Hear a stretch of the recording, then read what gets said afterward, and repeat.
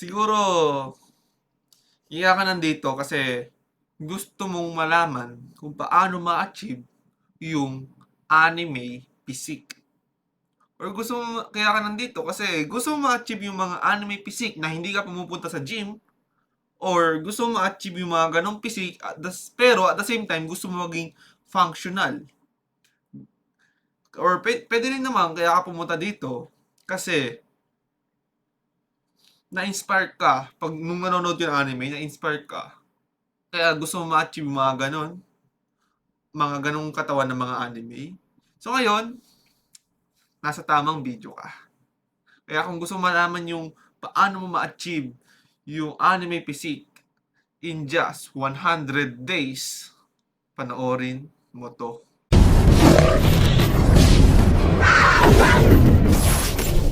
Problema kasi sa mga tao ngayon is, for example, may nakita silang physique sa social media. Gusto agad nila ma-achieve yun in just 1 month.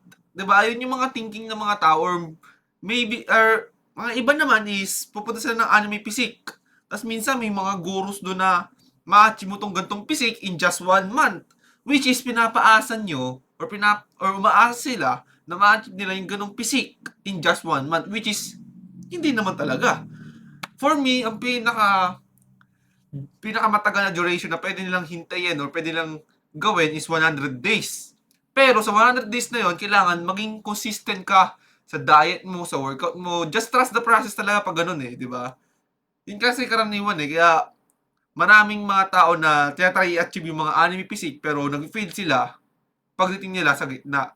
Kasi sobrang grabe yung pag-cut nila eh. For example, skinny fat, tapos gusto mong mag-diet, syempre, ang goal mo is 1 month lang. So, ang gagawin mo ngayon is, ikakat mo talaga yung kakainin mo. For example, ang maintenance mo is 1,900 calories. Ngayon, sa sobrang kala mo, healthy yung ganong style na kakat mo lahat, kala mo mabilis, kala mo sustainable yung ganong gagawin mo 500 calories per day ka lang. Sa tingin mo ba, makapag-build ka ng muscle? Hindi, matatanggal din yung muscles mo. 'Di ba? Especially kung skinny fat ka, wala ka namang muscle, ikakat mo pa yung mga natitira mong kakaunting muscle. Kasi 500 calories lang, tingin nyo sa 500 calories na yun, enough yung protein na kukuha nyo doon? Enough yung energy na kukuha nyo doon? Of course, hindi, di ba? Kaya kailangan alam nyo yung calories na kailangan nyo kainin, or alam dapat calories na ini-intake nyo. Or ito ang pinaka pwede nyo gawin if ever na ayaw nyo talaga magbilang ng mga calories. Syempre, naiintindihan ko kayo, medyo nakakatamad talaga eh. Isipin mo, gutom ka na, tapos magbibilang ka pa. Okay, ganito ganyan, ganito ganyan, ganito ganyan. Ang pinaka pwede nyo gawin is mag-fasting ka, okay?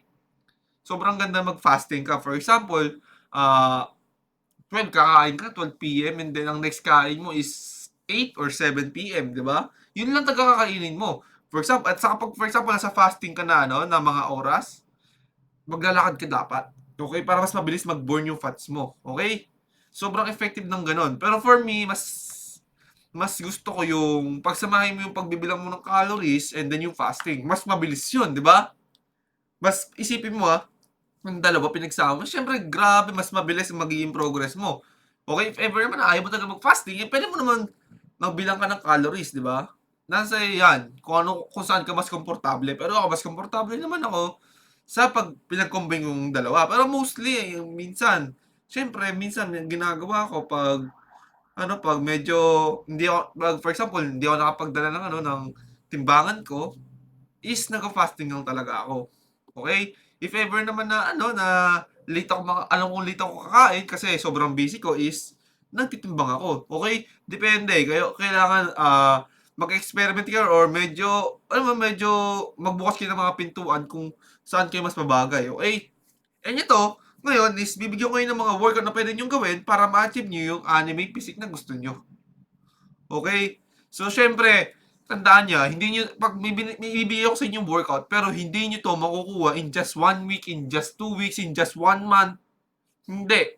Okay? Maniwala kayo sa akin, hindi niyo makukuha to in just 1 month. Okay, 100 days. Maniwala kayo sa akin, 100 days. 100 days.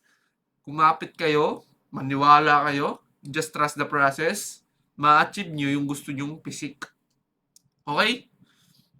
Okay, ngayon may bibigyan ko sa inyo workout is push, pull, legs, upper, lower yung gagawin natin. Okay?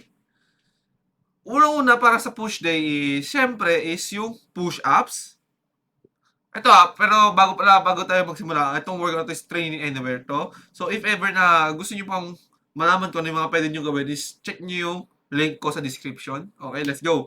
So, kaya push-ups and dips, diamond push-ups. Okay? Yan, tatlo pwede nyo gawin niya sa push day nyo. And para naman sa pull day is chin-ups or pull-ups and rows lang. Yun lang. Okay?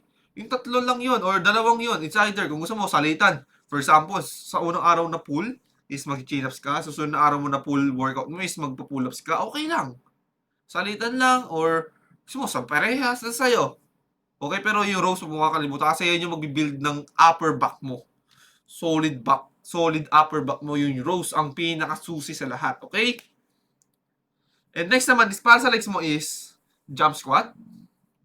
Okay, para alam mo yun, nakakapag-build ka ng muscle at the same time, naging functional ka. For example, athlete ka, gusto mo tumaas yung talon mo, mag-jump squat ka, sobrang effective nun.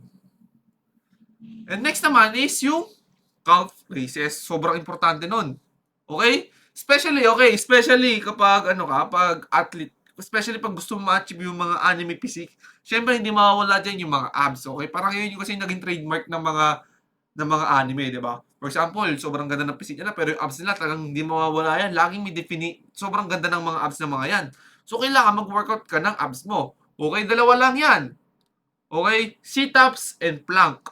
Okay, sit-ups, para mas magkaroon ka ng definition abs, and then plank, syempre, makakapag-build ka pa rin naman ng abs mo, pero mas magagamit mo siya para sa mga functional mo. Isipin mo, di ba? Lahat ng mga anime, mga functional body ng mga yan eh.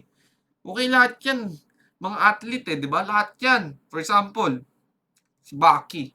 Di ba? Sobrang define ng muscle niya. Pero syempre, malakas pa rin siya kasi nag-plank din yun. Okay? And of course, sa mga compound movements, for example, sa pull-ups, sa push-ups, nakapag-build ka pa rin naman ng abs mo. Basta ang tip dito or pinaka-gawin mo, ang pinaka-key point is lagi mo i-engage yung abs mo, yung core mo sa chin-ups, sa lahat ng compound movements, lagi mo siya i-engage. Okay? And yun, syempre, kailangan mababa rin yung body fat percentage mo. Mag-diet ka rin. Kailangan diet lang. And then, of course, cardio. Okay?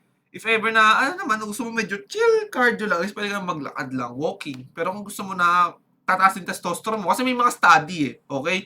May study ako nabasa na yung pagtakbo daw, yung running or pag-sprint is nakakataas ng testosterone. Okay?